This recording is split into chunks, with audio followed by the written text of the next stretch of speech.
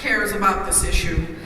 Now, I'm not going to talk about the role of subluxation in education or its existence as a scientific entity, but I will talk about the use of subluxation terminology because that relates to our external audiences and greatly impacts our ability to achieve our goals. As president of the Ontario Chiropractic Association, I am an advocate for the profession.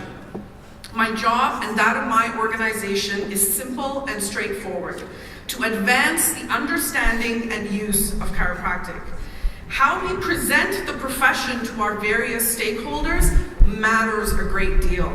And those stakeholders are governments, the rest of the healthcare system, the public, the media, and other healthcare professionals, and that is what the OCA does.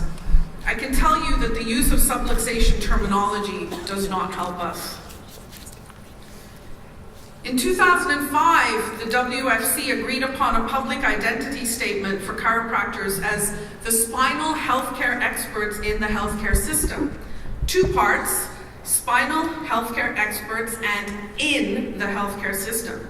That might have seemed aspirational in 2005, but not anymore, as we've been hearing all morning.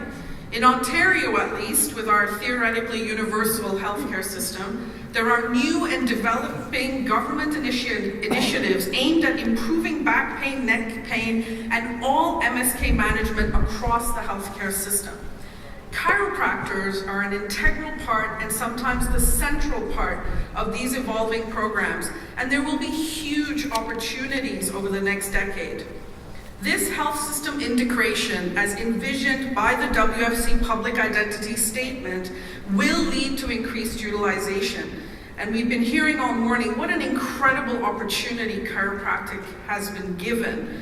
It is the future of the profession, and it is what the OCA and other Canadian associations are focused on.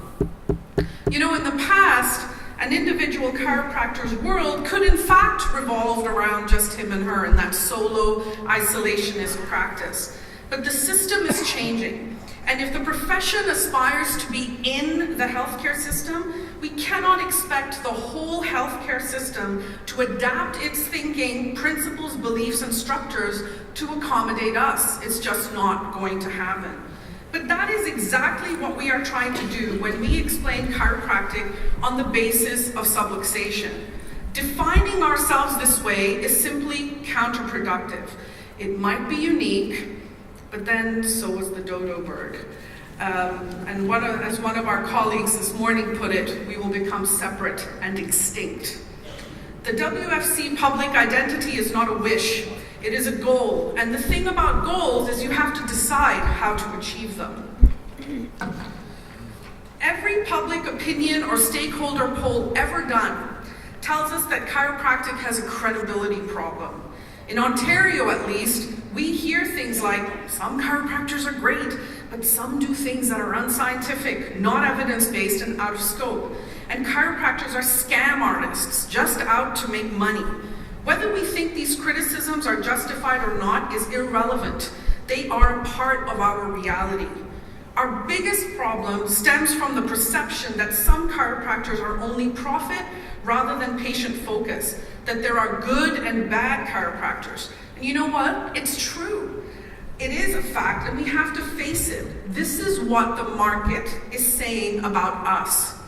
High-pressure, fear-based patient management systems and schemes are, at least in Ontario, our Achilles heel.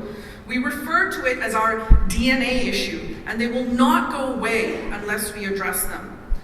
Now, you can certainly have a rehab-based chiropractor who overtreats, uses scare tactics, and is focused on profit rather than the patient.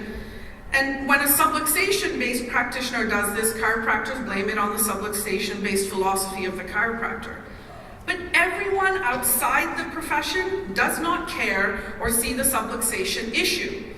They just see the hyper-aggressive business practices, things like year-long treatment plans, claims for out-of-scope conditions, anti-vaccination and other anti-science positions, and questionable diagnostic techniques. We need to find a way and a will to judge and impact chiropractors' behaviors, not their beliefs.